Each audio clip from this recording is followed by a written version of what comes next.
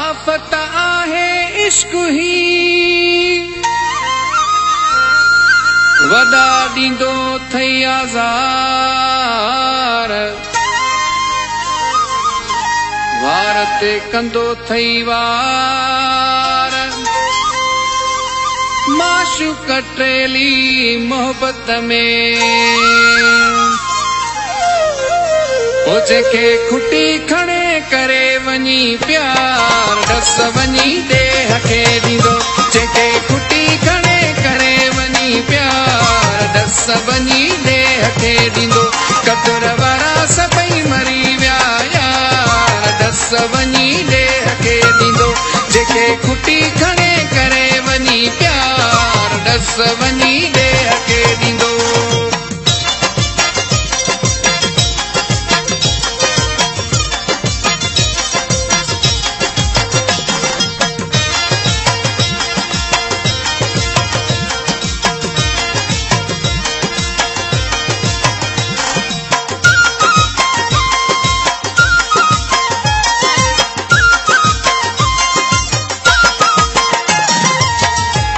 जो इश्क ॼण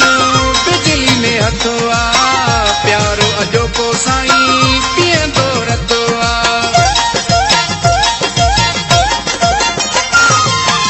अॼु जो इश्क ॼण बिजली में हथो आ प्यारो अॼोको साईं पीअंदो रतो आ जंहिंजे मथां चढ़े इश्क जो बुखार डस वञी देह खे ॾींदो जंहिंखे खुटी खणे करे वञी प्यार डस वञी देह खे ॾींदो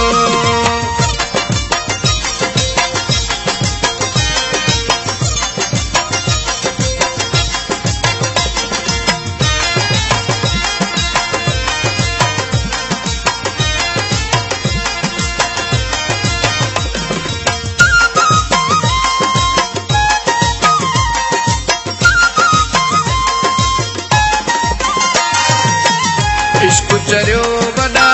फैसला छिकाईंदुई उन खां अलावा कि तूं बंदर घुमाईंदुई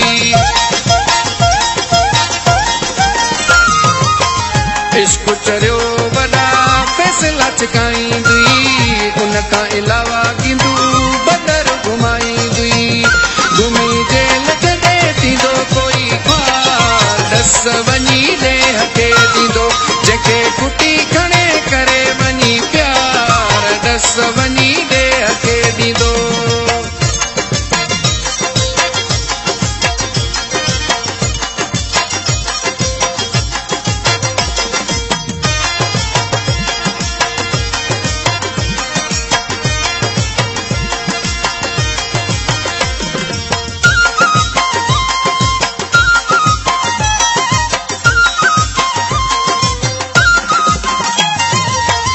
आखिर में वञी कर्ज़ी कराईंदुई शाहिद जा चढ़ हर्जी कराईंदुई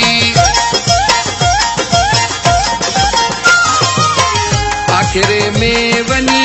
कर्ज़ी कराईंदुई शाहिद जा चढ़ हर्जी कराईंदुई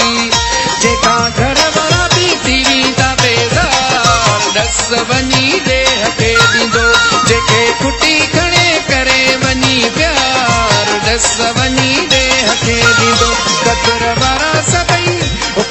वारा सभई मरी विया यार डस वञी देह खे ॾींदो जंहिंखे खुटी खणे करे वञी प्यार डस वञी देह खे ॾींदो जंहिंखे खुटी खणे करे वञी प्यार डस वञी